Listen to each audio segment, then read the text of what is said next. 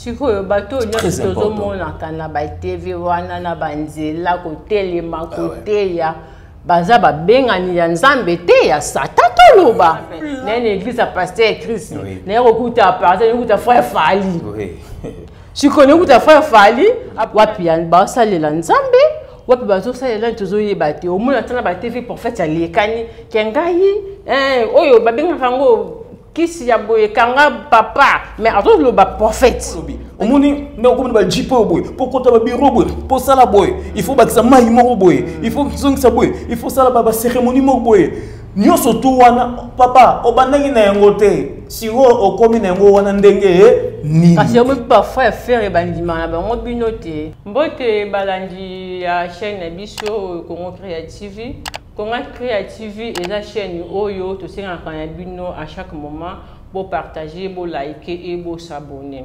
Lelo, tous les bongo na invité na biso ya Tongo ya lelo, aza bongo révérend pasteur Chris, aza pasteur Chris obo yebi pe alsa la kabe émission rekati ya Congo Creative. Mais lelo to sepeli to yambaye na émission Oyo na Tongo ya lelo, na yebi ke boko za la béni partout bozali to lobela makambo ebele titre ya émission na biso ya Tongo ya lelo ezali to zali ko révéler ba chose oyo eza caché oyo bombama otali ko mona ezali ko salama donc na kale ezali ko salama te mais lelo ekomi ko salama lokola eloko mususu omona mutu azosala clip azosala ba invocation moko be satanique donc publiquement soni eza lisusu te donc mabe ekomi tellement ebele na kati ya mokili momento koki koloba même ata ana RDC tozomona monango yango lelo to meki ko mema pasteur na biso révérend Crispo ameka un peu ko partager na biso na bino bato bozolanda biso na Tongo ya lelo ameka un peu ko talisa bana na nzambe tozokende wapi to uti wapi to komi wapi na Tongo ya lelo sans plus tarder to bandi bongo na pasteur Chrissy. Bonjour. Bonjour maman Yasmine. Ouais. Boni maman nzambe église libote tonga ezokende malamu. Vraiment Dieu fait grâce, tout ça bien. Et je profite de saluer aussi Batu Nyonsu Baolanda Biso na Congo Crélia TV. Baolanda Biso lelo na format émission avec maman Yasmine. Maman Yasmine, merci parce que à tenir au Bengangai depuis Tongo bande au Bengangai et vraiment merci pour ça. Nous Kozaki n'a besoin tout les cas vraiment bien que lelo Batu bana ville à Kinshasa boyebi le leza passe pour nous tambola ba transport exact. Non, le mission va transformer Mati, on va parler de ça. Mais nous avons passé grâce à Bolimo, il y a maman Yasmine. Et encore, surtout, il y a maman Esther Bodi. Mon konzi à chaîne Oyo Congo Creative. Puis maman Fondation du Cap.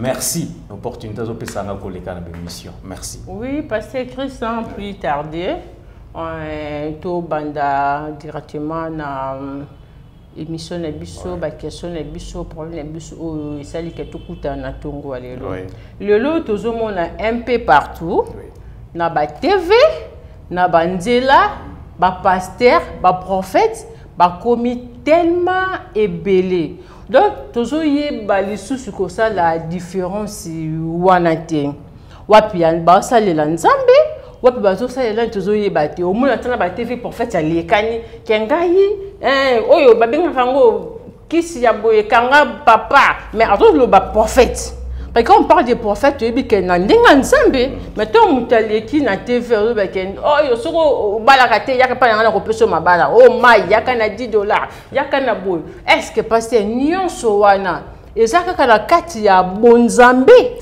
ou bien wana komi eloko mususu ati banganga oto yebaka kala ou bien ba katia to ki oloba ba bomani ba komi lelo ba prophète ba komi lelo ba révérend ba komi lelo évangéliste donc tout ça kende wapi na makambo na nyonso. Merci maman Yasmine nzamba zwa lokumu na question posée ngai. En fait, nous pouvons dire ceci vraiment toza na ban tomoko eza complexe et très compliqué. Devient pasteur qui veut, devient prophète qui veut, devient apôtre qui veut. Donc c'est là maintenant le problème, Moni. Et surtout que le lobby surtout dans le moko mutalali à la mukimba comme un prophète, à la muki comme un pasteur, il y a des problèmes. Tu sais, dans le temps de la Bible, cannabis surtout bien la Bible, bazalaki na difficulté ya ko ndima apostolat, c'est-à-dire ko ndima musala na nzamba opesa bango. Vous verrez les gens comme Moïse. Nzambe mtao solana ya bino na lingi o kende ko délivrer ban Israël tout ça. Mais Moïse azo pesa ba justificatif et pas dans Nzambe. Azo posana comme ta sala yeza yimoko Nzambe.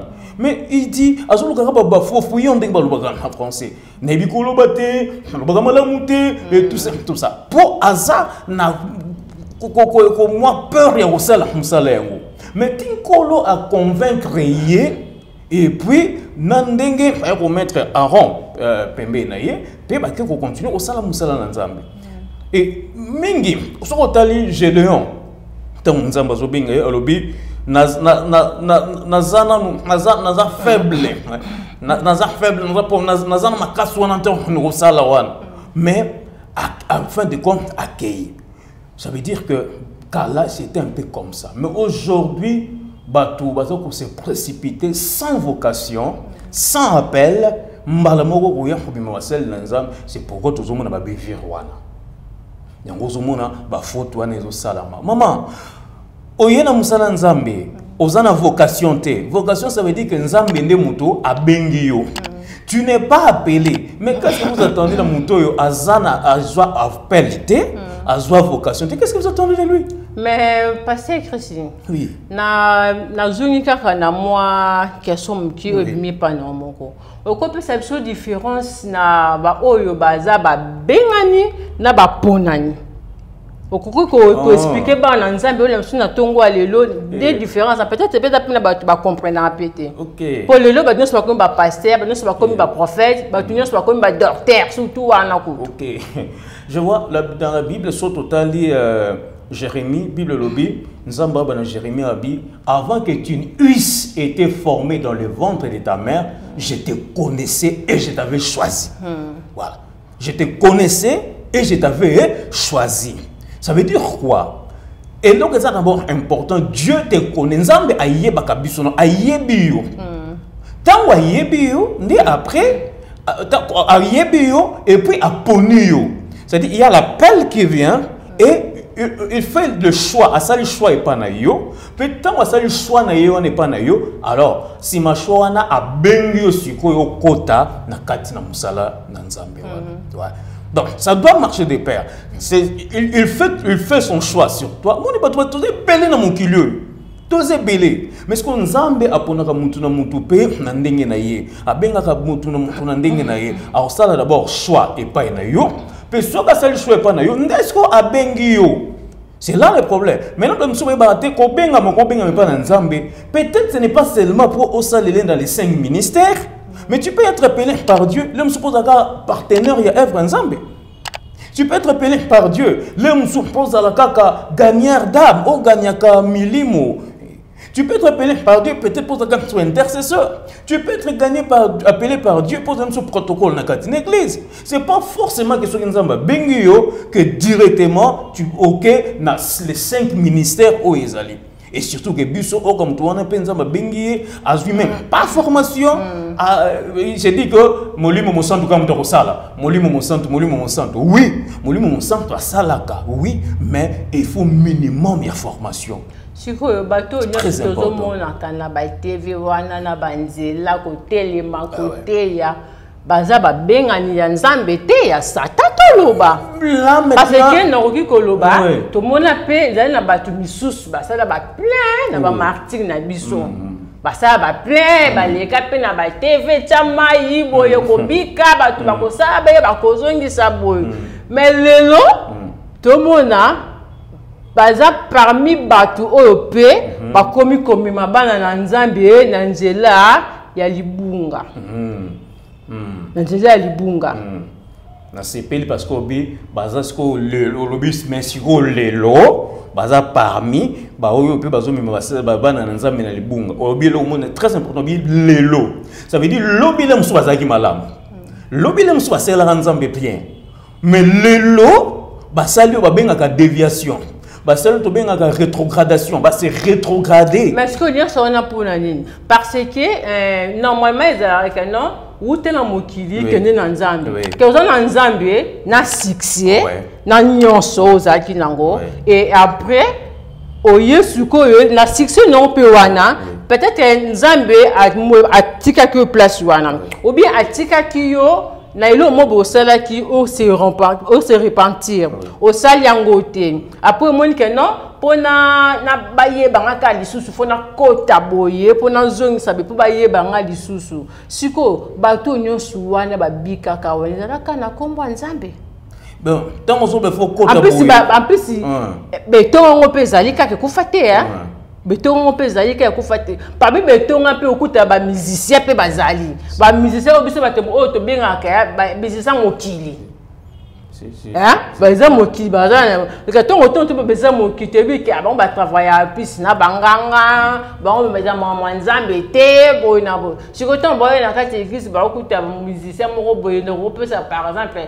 na une église à pasteur Christ na okuta par exemple okuta frère Fali si connais où ta frère Fali après on a dit matin il a passé Christ bon moi matin ils ont bien et après la moni ba démonstration moko boye que non oyo les sous ya Nzambe te wana ba démonstration moni pas pasteur non non moni pas pasteur la personne pas frère Fali non mais pasteur ni l'église a passé Christ ate inaye car ne ba te bible no pe yango te no yo ba Nzambe mais et après de te komona yo mo poza mukolo ma exposition wana o simplement me belo kangolo bikiso sala mais to komona ce que pasteur Christ nde to yebela kaye na ndinga komi lelo to mona ndeng moko te en plus église pe ba frère Fali ba koma koya ba frère ba koma koya c'est que pasteur Christ ala na ye na nzela ya malamu te maman na comprendre ndenge olobi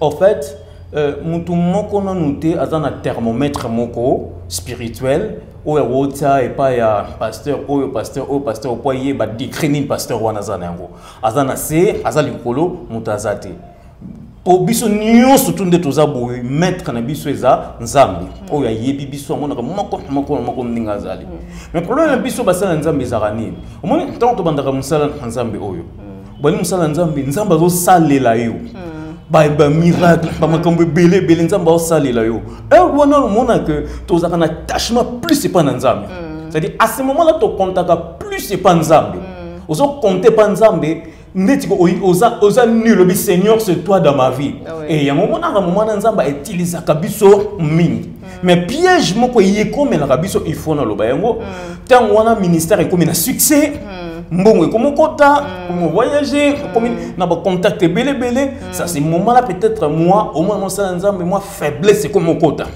comme moi distrait moi divers moi comme belé alors ce qui est ma capacité sollicitation et mungu ya munguna et yakawana donc faiblesse c'est ne kota bino tant comme makoda ki na makolo alléluia amen le fa mora ya somi mbunda somi gida osambi mutabiki moi jip ba pesio comme mona ke non sixo mati allez tant otiki ko sambela ko to musuba ba yo moni jip on ze lo côté il faut ya boyer osoma ba mi meuble boyer bana partout ko tamboyo avec merci maman voilà les kamuza yango wana ne nous voyons pas les fois de face en fait makambo les mingi eza ndenge wana tu vois obandaki no na Nzambe malamu ozalaki na se Nzambe azo fula yo Nzambe azo sala na yoko lobi to sala ka makambo mingi pe Nzambe amimonisa sala activité belé tama mimonisa ba benga biso ko muso ba kombo ba benga ngayo yebi mais sikoyo tango komi na niveau moko boye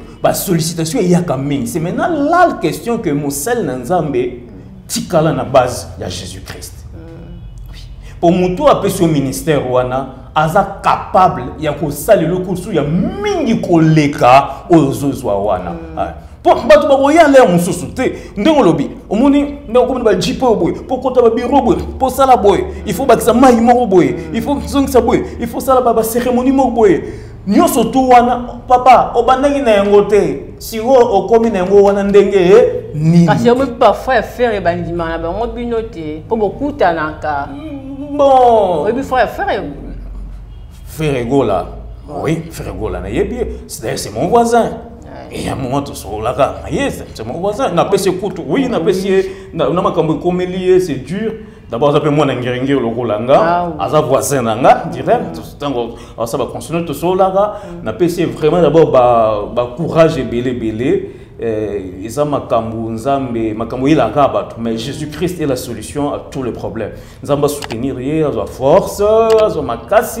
Vraiment, comme ils sont belés. Ils sont belés, nous allons soutenir frère et psychosali, président artiste, psychosali, nous allons soutenir. Papa, maman, baza batu, nabiso. Tu vois, baza batu, baza.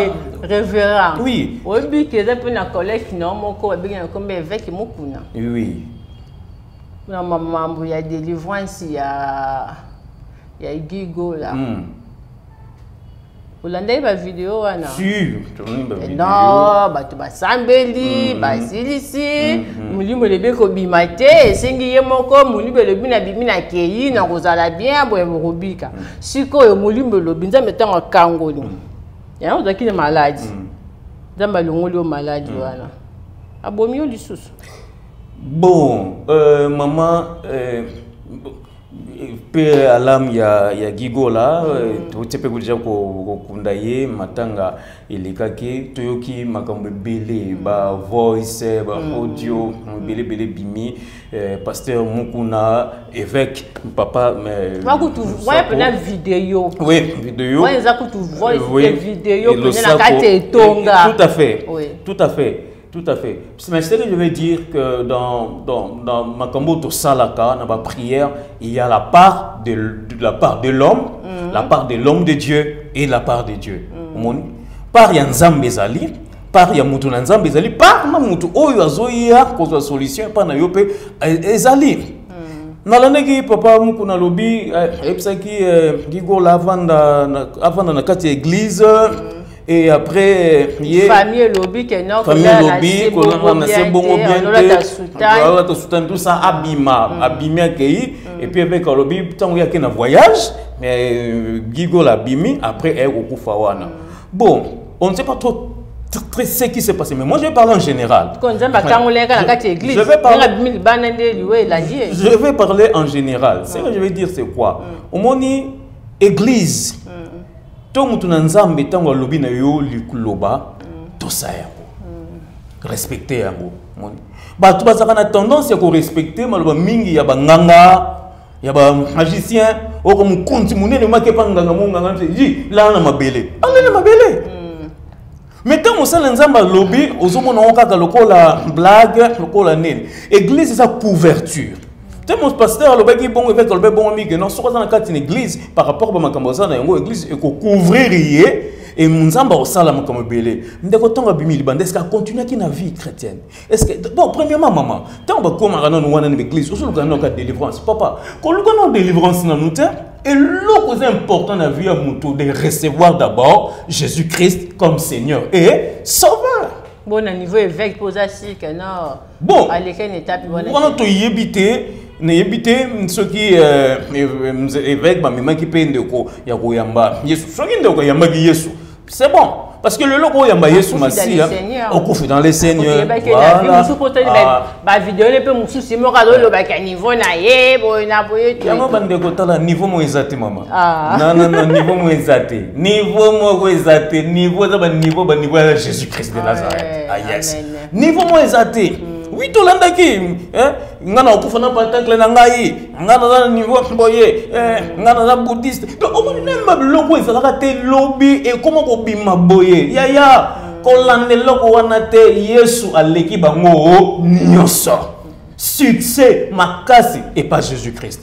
Jésus, pas Jésus-Christ. Aux la musique non, aux gens comme no salaka mais nganga wana obi nganga pe kufaka ba maître wana ba kufaka.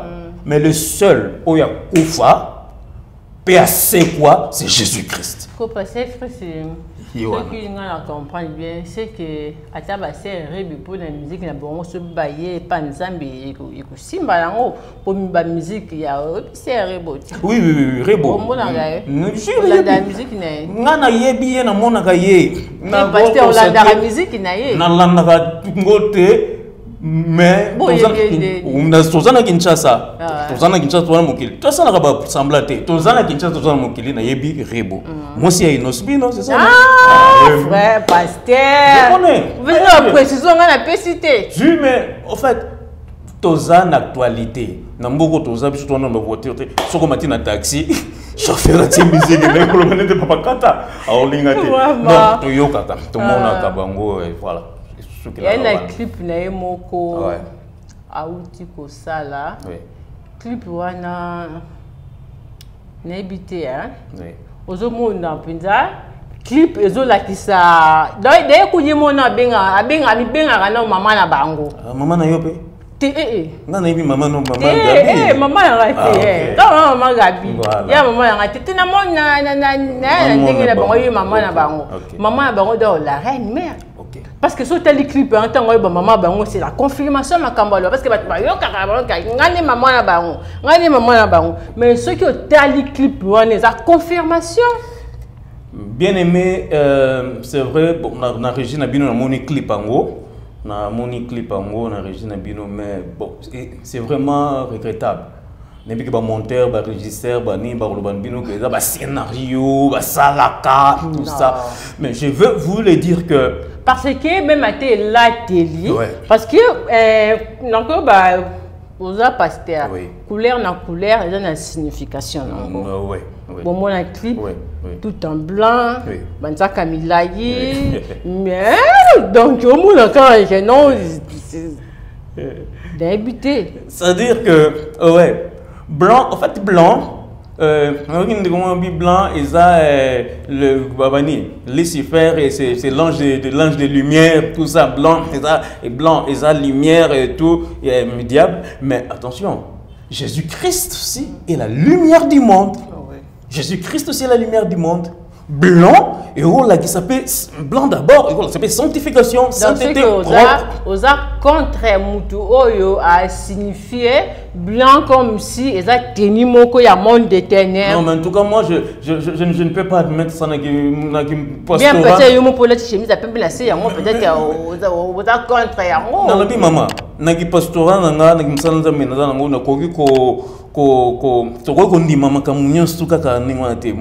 c'est pas que ceux qui ont sambela balmo komi zoba makambuto okomi ko bossa non il faut tout ça beaucoup plus attention omoni Eli azaki na abombami na kata na ngomba akoliate mais nzamba tindeli nani corbeau pour aller ça y est tu vois quand on se parle que corbeau azandia mama be corbeau ta bien te mais le même corbeau wana nzamba utilisait pour aller ça y est la photo salle de fois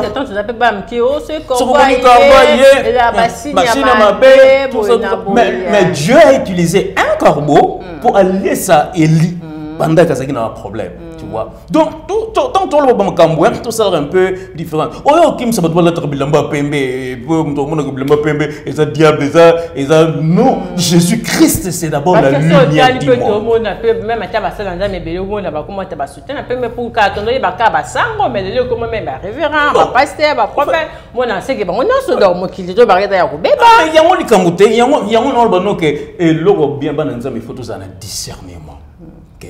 Toi attribuer peu ma communion tout est pas Satan et pas démon car comment il communiquer avec Satan parce que comme le roi jamais existait comme le roi jamais existait comme le roi Jésus-Christ ça l'a raté nous surtout Satan démon pourquoi parce que tout matraqué tout na ba Satan ba démon et tu le moni ba famille le panzana ba ma pas cause ba problème mais pourquoi parce que Christ on dirait à ça la sauter Christ a commis na Christ a la pongi non je vous dis que Christ a allé à ça la pongi celui de la famille et zo panzana c'est par rapport il y a ba collègue na bino il y a ba prophète na ba prophétie na ba mais maman yango zo panza ba famille parce que prophétie oui c'est pas mauvais donc on lo ba kenga ni l'église lo bi kenga lelo on na zandoki prophétie bino mnongo na zandoki o sali ni ponga atika kindoki.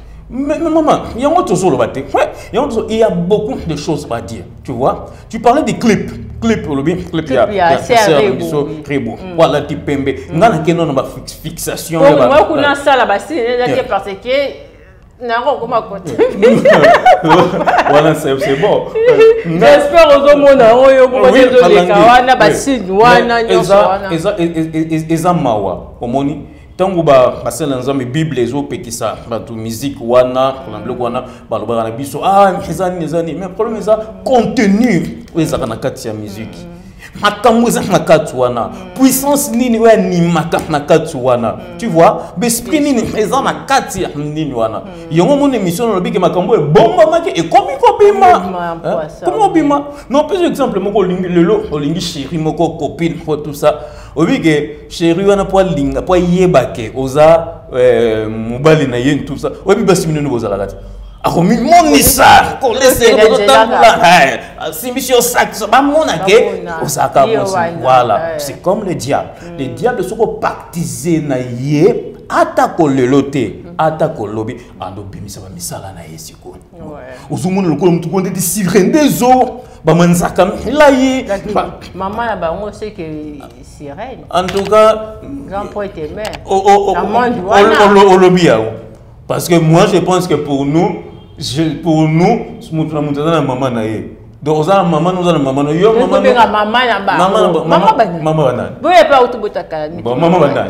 maman tout maman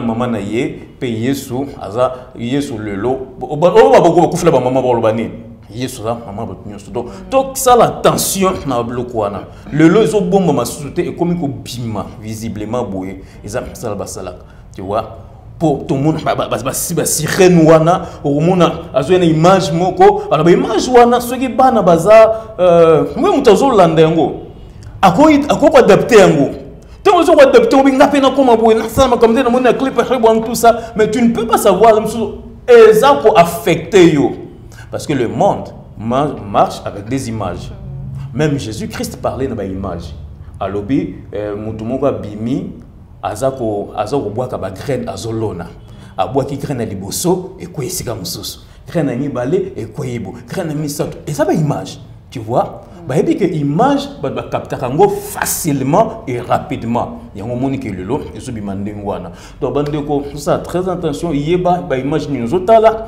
ba clip ni nzotala ba vidéo ni nzotala musique ni no lingi pour aimer mayo na ndenge ya malamu. Tu vois, mais quand tu as couleur, tout ce nom lobby, et ça c'est selon motivation, il y a mutu. Et ça c'est selon inspiration ou mutu azui. Mais il ne faut pas seulement dire que blanc et ça diable tout. C'est bon Jésus-Christ, la lumière du monde tout est. Ah oui, quand tu es au Lobaka, c'est quand bon séjour dans Mboka Nayo, par un belge, aux émissions de Congo Créative. Congo Créative, vous partager, vous liker, vous s'abonner. Émission Oyo et puis ça na Maman Esther Bodi à partir de Londres. Mkolo Fondation du Cap, Fondation Oyo et ça pour soutenir ba maman, ba femme veuve, ba orphelin. Donc ils ont soutenir na kati ya fondation Maman Esther Bodi, ba mbote belé, personne zali kuna nzambe ya pambola yo, abaksa belé, akobate on son ko ça il leur bolango. Parce que c'est ce comme na suka émission na biso, question na biso oui cause des actes non le journée officielle il y a union sacrée.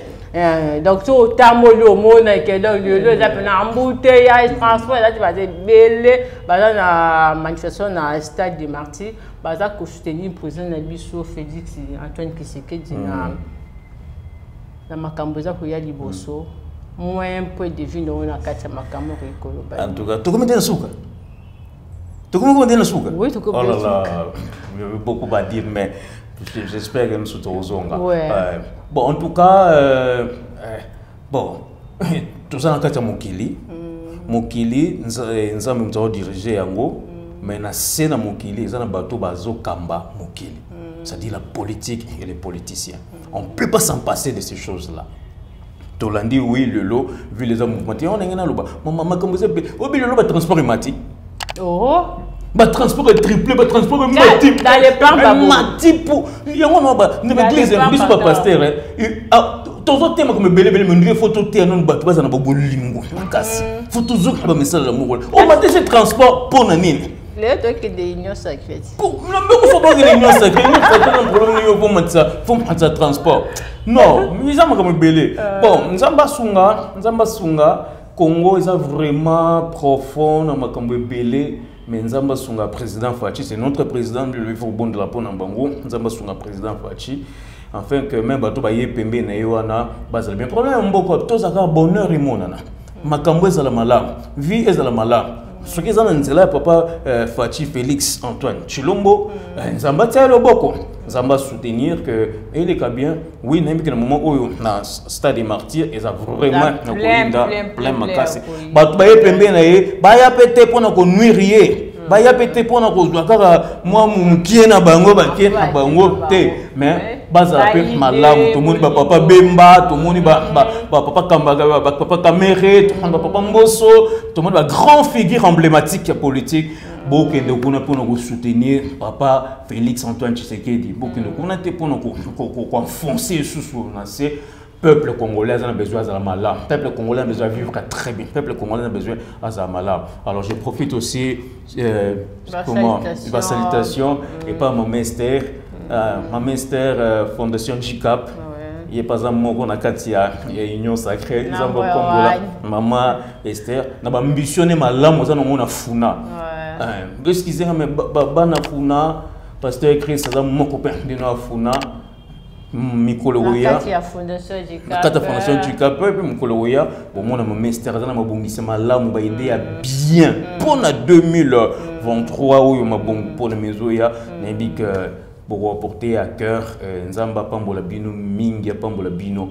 Je profite pour dire Bolandaka émission Congo chaîne Congo Créativité, abonnez-vous massivement. Nate yakuna avec ça message kuna exhortation ma comme vous belé à bien Nzambe akopambola bino so vous avez des suggestions pour commune numéro les karawana pour lui ba question pour commune na katwana et j'espère que à la prochaine. Ah oui les cas to baka to commune na suka ya émission na biso ni nyonso o balanda ka émission oyo ko suka kana yo moko tie surtout mon émission zo partager liker et commenter et que ça la bien. Bambote belé na batu nyonso balanda biso, baza partout dans le monde. Tu peux si Bambote, Christelle, Kambu, la petite Chimène Kikela, Mama Gabile Mbalandu, batu nyonso oyo baza connecté na tango pona kolanda émission na bino pesa mina Yasmine Mbodi, ba gros bisous na ba bébé mi baye batika na ndaku, Bambote belé po na bino nzamba pambola bino Mama Esther, Bodi Koto Zali.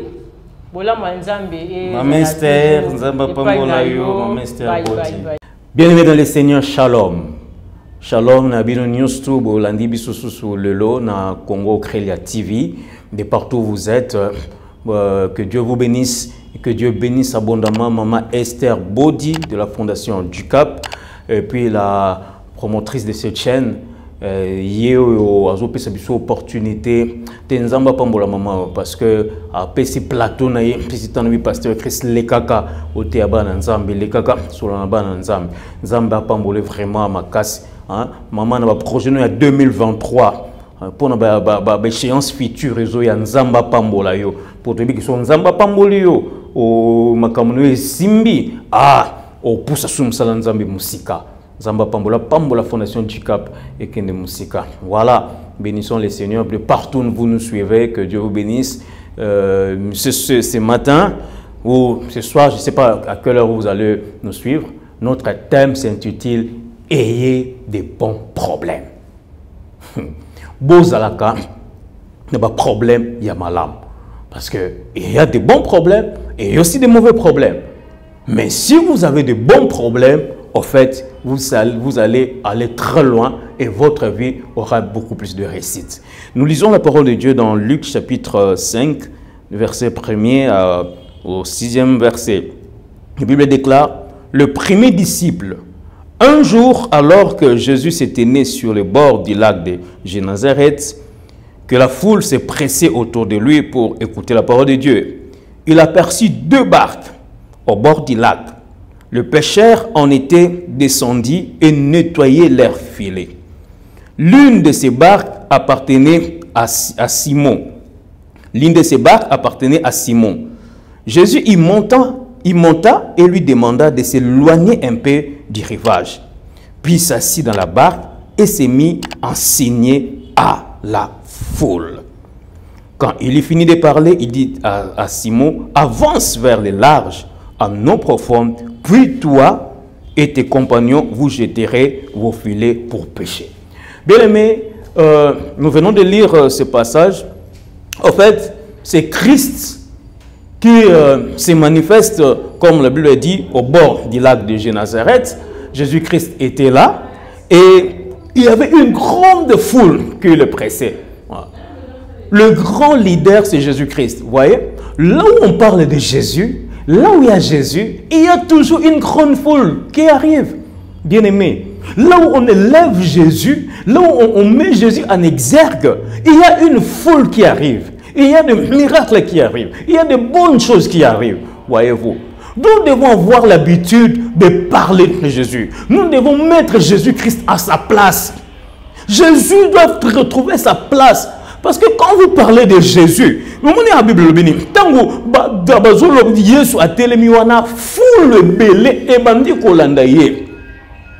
c'est différent peut-être aujourd'hui. Aujourd'hui, peut-être pour être vu, pour écouter, il y a des gens qui, aucune église, malamu, mais azongi mawanakati yandao. Et les gens commencent à avoir peur. Aujourd'hui, il y a de peur systématique dans la vie des gens. Une église, pourquoi? Parce que tout le longueur, il y a prédication et un prédicateur, ce ne sont que les démons, ce ne sont que le diable, ce ne sont que les hôtels, ce ne sont que tout ça. Alors, maintenant, ce qui fait que, comme on a des démons partout, partout, et quand il rentre à la maison, il a peur. Il a peur, il commence à avoir peur. Et pourtant, la Bible dit, l'esprit que nous avons, c'est l'esprit, il y a timidité. Il nous a donné l'esprit de force et non de timidité. Et quand les gens pensent que quand tu parles trop de ces choses-là, mais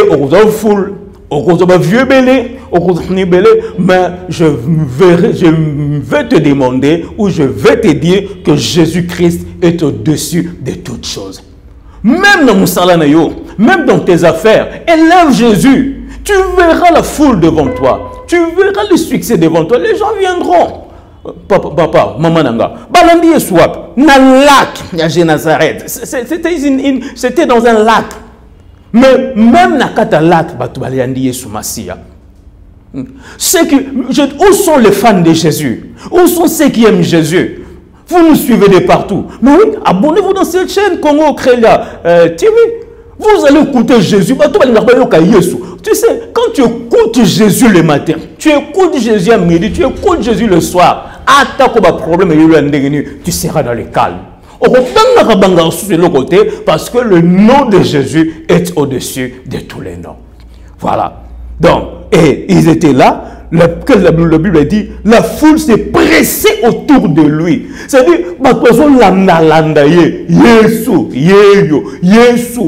une grande foule. Papa, tu n'as pas seulement besoin d'aller prendre le fétiche pour que Batouba landayo.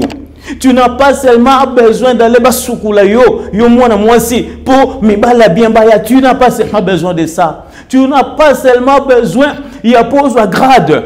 Bientôt peut-être nomination koya, tu veux passer excellence, député, et surtout la campagne soya bofungana zo moi et le on passé awa pour voter voter ngamingi. Non. Vous le prochain candidat qui vont arriver au Boroyara déjà. Je vous dis Jésus-Christ. Jésus-Christ sera tombe lié, la foule viendra. Et tellement que les gens étaient tellement nombreux, l'intelligence de Jésus est intervenue. Voilà maintenant le problème. Jésus a eu maintenant un problème.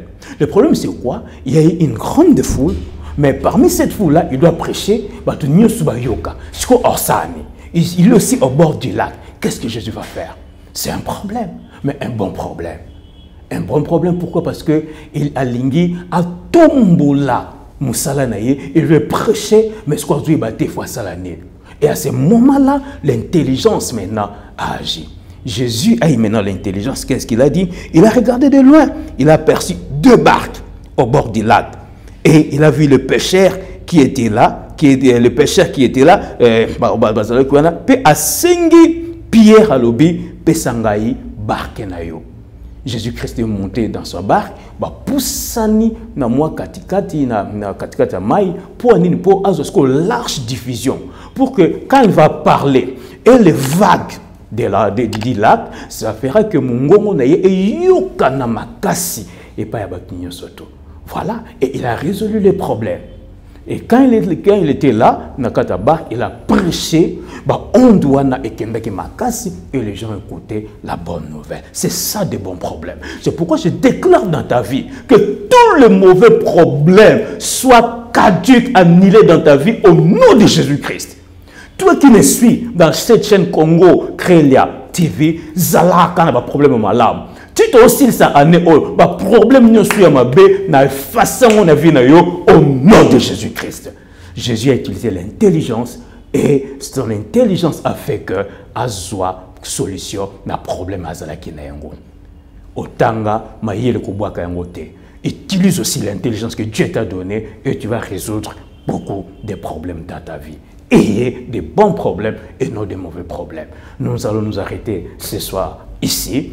Prochainement, vous allez encore nous suivre na Matéa Moussoso. Que Dieu bénisse maman Esther Bodi, Fondation du Cap. Allons de l'avant. Que Dieu vous bénisse au nom de Jésus-Christ. Tous ceux qui m'ont suivi, tu as un problème, un mauvais problème, que Dieu te donne la solution au nom de Jésus-Christ. Au nom de Jésus-Christ. Tu es malade, que Dieu te guérisse au nom de Jésus-Christ. Jésus, le matin, à midi, le soir, Jésus. Fan ya Jésus, tubalinga Jésus. On s'abonne à la chaîne. Boko yoka Yesu, boko le mette, boko yoka et boko zaka ba solution belé et pas Jésus-Christ. Soyez bénis au nom de Jésus. Amen.